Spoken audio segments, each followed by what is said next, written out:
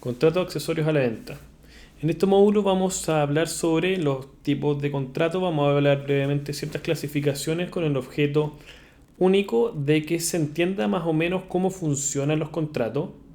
No vamos a entrar en un detalle máximo ya que resulta inoficioso. Vamos a hablar sobre ciertas clasificaciones que toman relevancia a la hora de realizar todo este tipo de actos que están vinculados a la venta. Por otra parte, vamos a hablar de ciertos documentos preparatorios que tienen efectos jurídicos, es decir, generan vinculación legal obligatoria para el que los realiza, y si cumplimos con los presupuestos legales pueden ser tan vinculantes como podría ser una promesa de compraventa. Además, la utilidad que representan cuando no se puede formalizar una venta, por ejemplo, una persona está en el extranjero o derechamente necesita un plazo adecuado para poder realizar otro acto. Por ejemplo, una persona está comprando un departamento, pero previamente necesita finiquitar la venta de su casa. Son aspectos que pueden ocurrir. Así que los vamos a ver la utilidad de cada uno y cuándo lo aplicamos.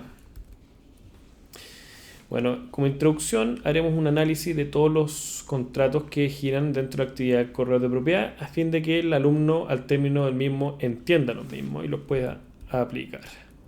¿Qué es un contrato? La ley lo define como un acto por el cual una parte se obliga para con otra a dar, hacer o no hacer alguna cosa.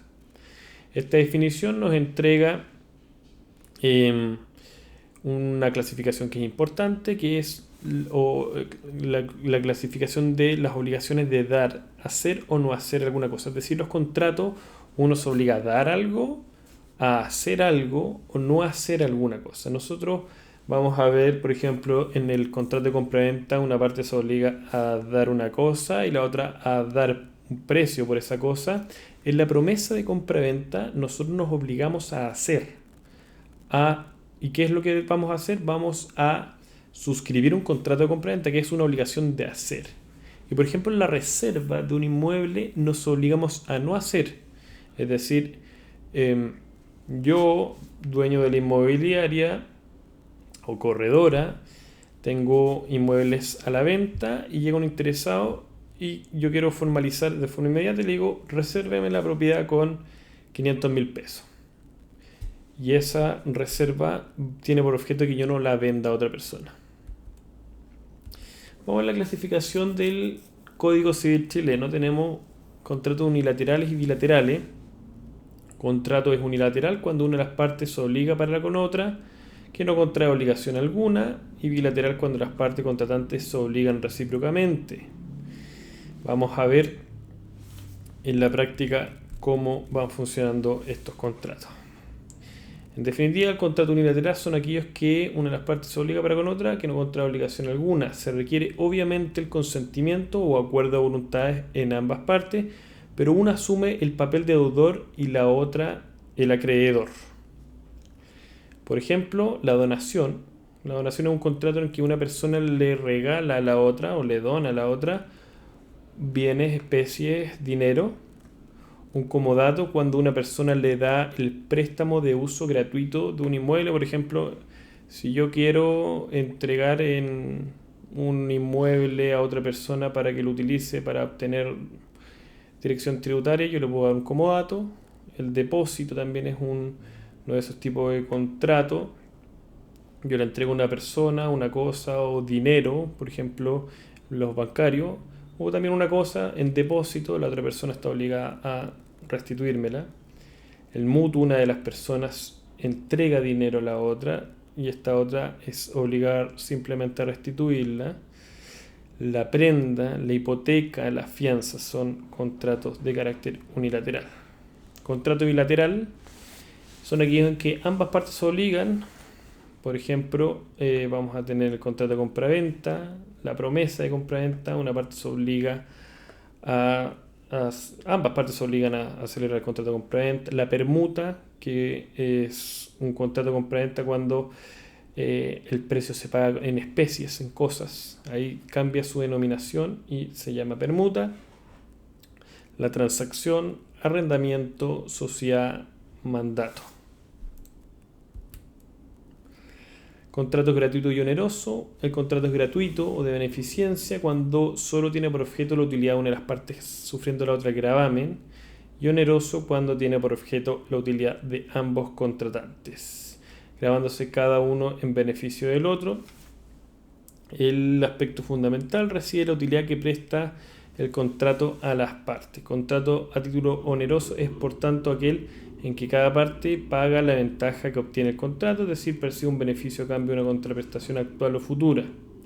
Contrato a título gratuito, en cambio, es aquel en que una de las partes se procura una ventaja sin que ello le demande un sacrificio, porque no debe suministrar una contraprestación a cambio del beneficio que recibe.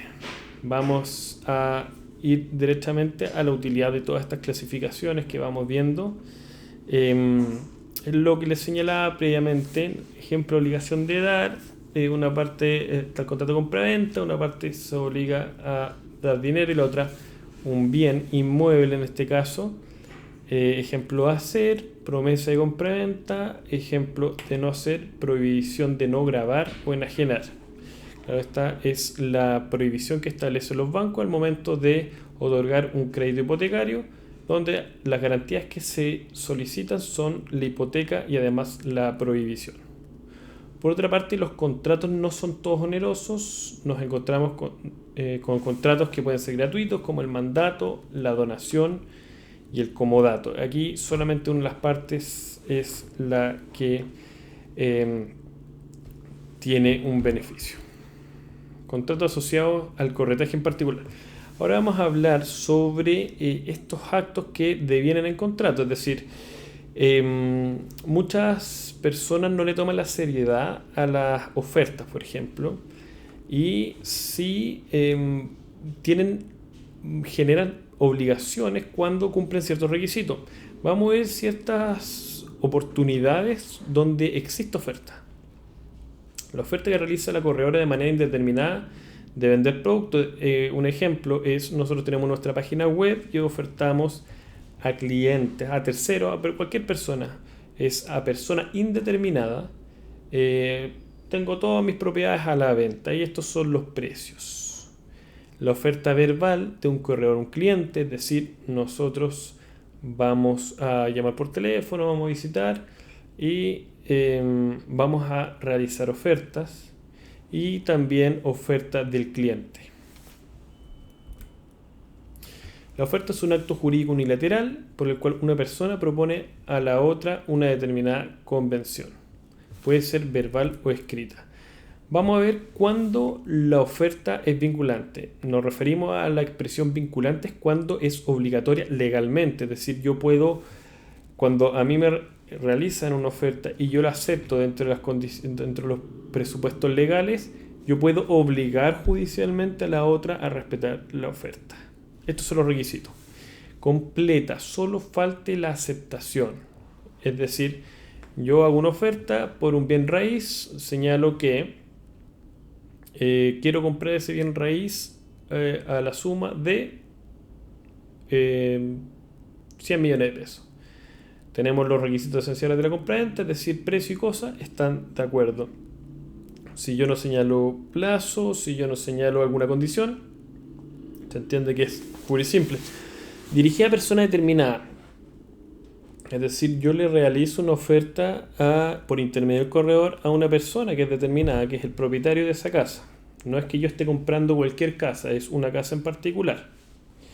Debe ser aceptada pura y simplemente. Si hay cambio, es una contraoferta. Es decir, yo hice una oferta por 100 millones de pesos por una casa en particular ubicada en calle Arturo Prat, 617, comuna de Santiago. Y la otra parte me dice, acepto la oferta, pero a 120 millones de pesos. Ahí no se genera la aceptación, ya que no fue aceptada pura y simplemente, sino que hay una contraoferta. La oferta genera obligaciones desde que es aceptada pura y simplemente. Ahora vamos a ver cómo se tiene que hacer esta aceptación para que se genere una obligación.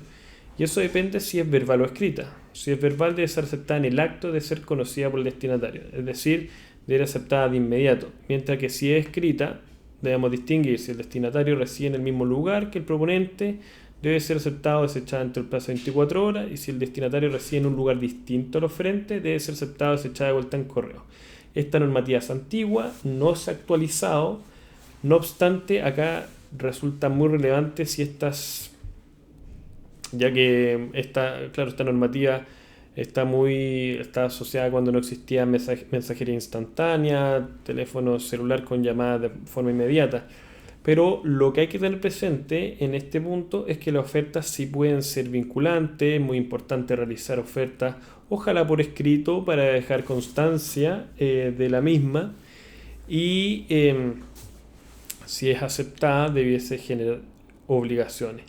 Yo no señalo esto como para que se generen conflictos entre las partes, sino que para igual señalar o dar cierta seriedad al trabajo que realizamos, porque muchas veces las cosas quedan en el aire y es importante materializarlas, es decir, mandemos un correo electrónico ofertando y la otra persona que acepte a través de correo electrónico también, y dejamos constancias escritas, porque hay que partir de la base de que este trabajo nosotros cobramos nuestra gestión una vez que se cierra la venta, se entrega la propiedad, y si hay conflicto entre las partes no hay comisión. Vamos al segundo documento, que es preparatorio. Ya vimos la oferta y la aceptación, que idealmente recomiendo que se haga por escrito la oferta, y la aceptación también conste por escrito. Si hay oferta y aceptación, verificándose las condiciones legales, que sea persona determinada, que sea completa y que haya sido aceptada, se generaría una obligación. Si nosotros hacemos una oferta bien completa, señalando más condiciones, por ejemplo las condiciones que tiene que tener la promesa, vamos a resolver bastantes problemas del futuro. Vamos con la reserva como segundo documento preparatorio. Bueno, la reserva nosotros la podemos definir como la obligación que asume una persona de guardar por un periodo de tiempo determinado un bien con la exigencia inmediata de pago de todo parte del precio que éste supondrá, penalizando en caso de cancelación. Vamos, ¿cuándo usamos nosotros la reserva? Bueno, la reserva, partiendo de la base que nosotros la podemos ver en distintas industrias. Por ejemplo, nosotros si queremos ir a un hotel a arrendar, tenemos que reservar una habitación, y hay políticas de cancelación, hay políticas de penalización. Por ende, es un documento que se utiliza bastante. En el caso del proceso inmobiliario, nosotros lo vamos a encontrar cuando no contamos con la promesa de compra-venta o no podemos suscribir este contrato de promesa de compra-venta. Puede ser por cualquier causa. El cliente aún no cuenta con aprobación bancaria, el cliente quiere asegurar una unidad, es decir, derechamente no podemos ir todavía a la notaría porque hoy día es día viernes, pero nosotros sabemos que hay varias personas detrás de este inmueble y nosotros queremos asegurarnos de que no se siga ofertando y que lo cerremos ese mismo día viernes. Así que ahí sería interesante ver la reserva. Consideración importante: la reserva no está regulada de manera explícita por la ley, consiste en una obligación de no hacer, no vender. Recordemos la clasificación que vimos inicialmente cuando definimos contrato, que los contratos en general generan obligaciones de dar, hacer y no hacer.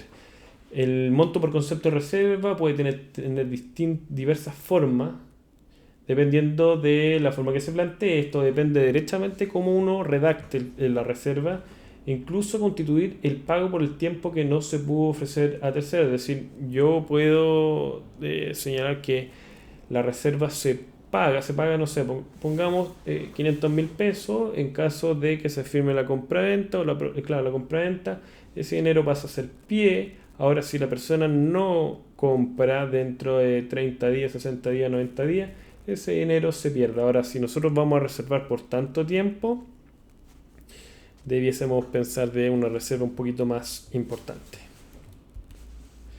Oferta o reserva. ¿Cuál de las dos optamos? La oferta aceptada ya vale como contrato. Puede traer aparejada una garantía de seriedad de la oferta que puede ser un poquito más importante. Me refiero a una cantidad mayor, 5 millones de pesos. La reserva tiene por objeto sacar un producto al mercado pagando aquella circunstancia.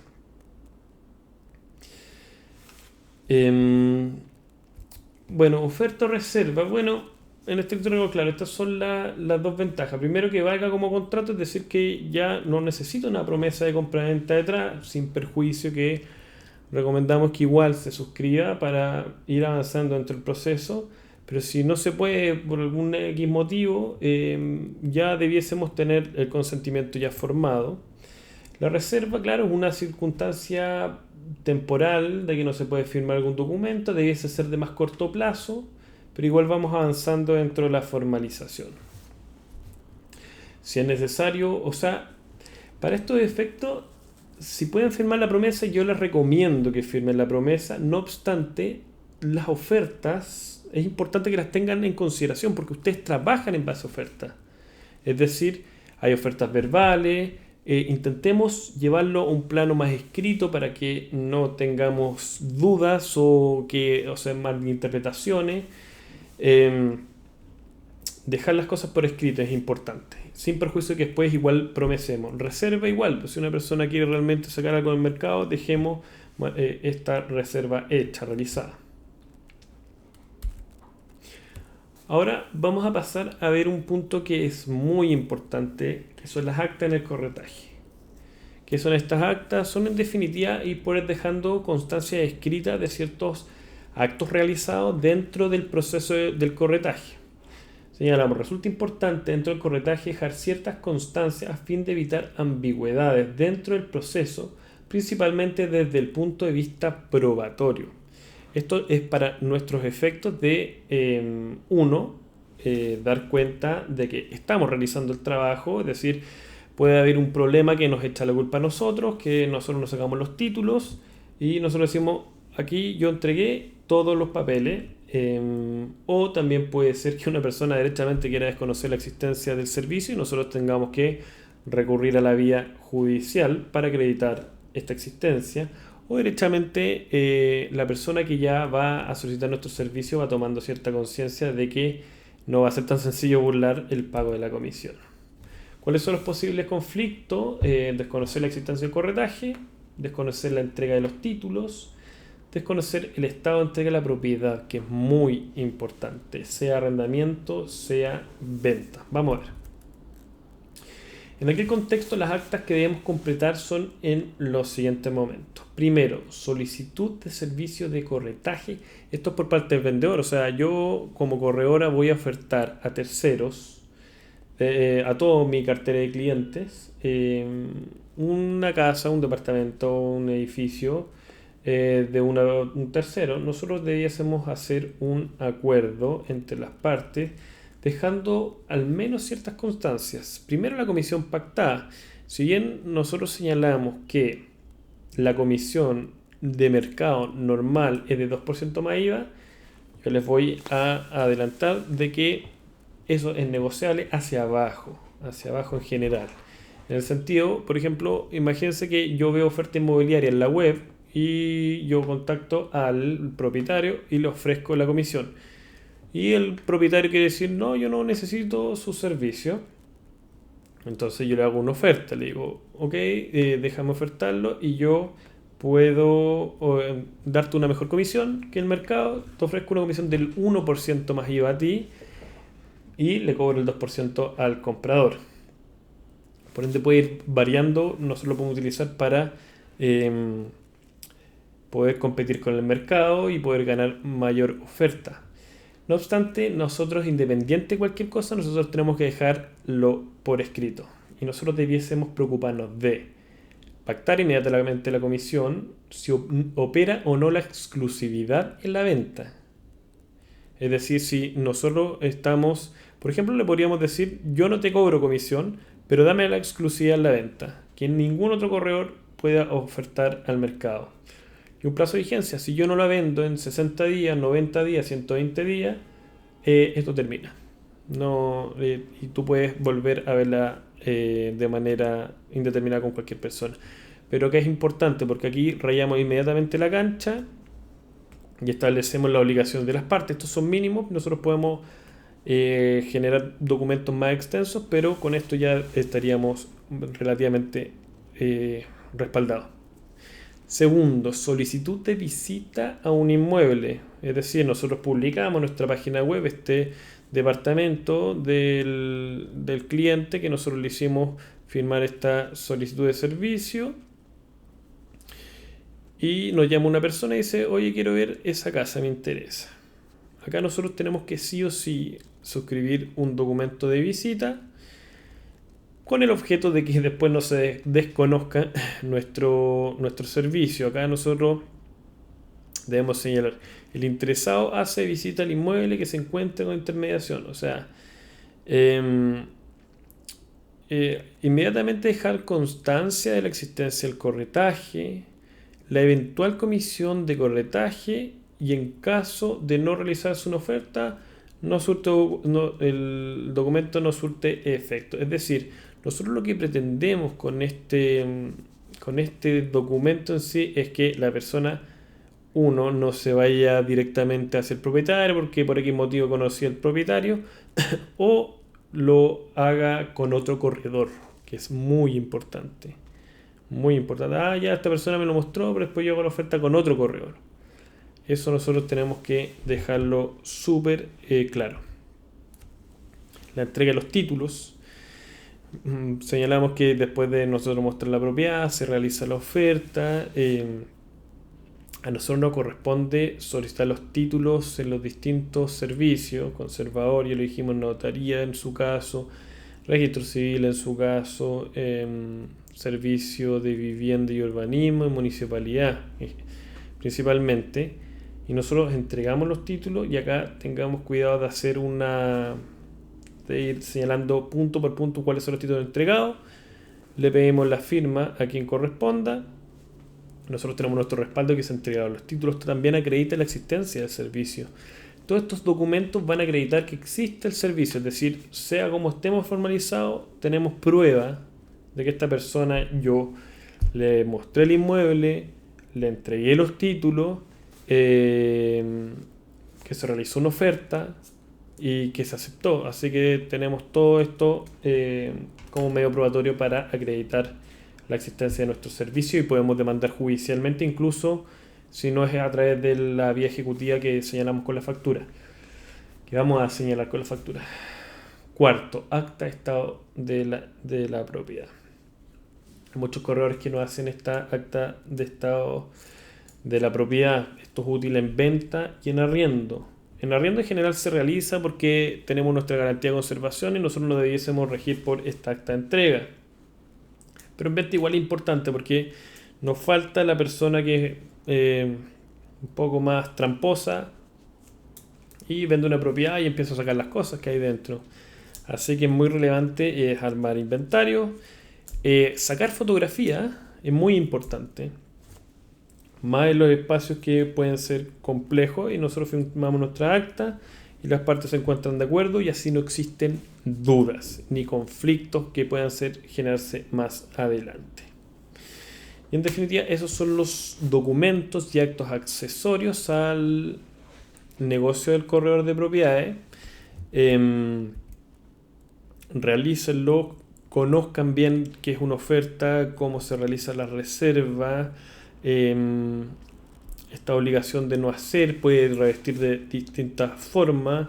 Nosotros podemos penalizar completamente, podemos pedirle una cantidad que no sea muy alta, pero es importante que estas cosas queden por escrito. Esto acredita la existencia de nuestro servicio y nos va a dar mucho mejor perfil profesional a nuestro servicio. No van a existir dudas y allá habrá mucha mayor expectativa de éxito en nuestro servicio.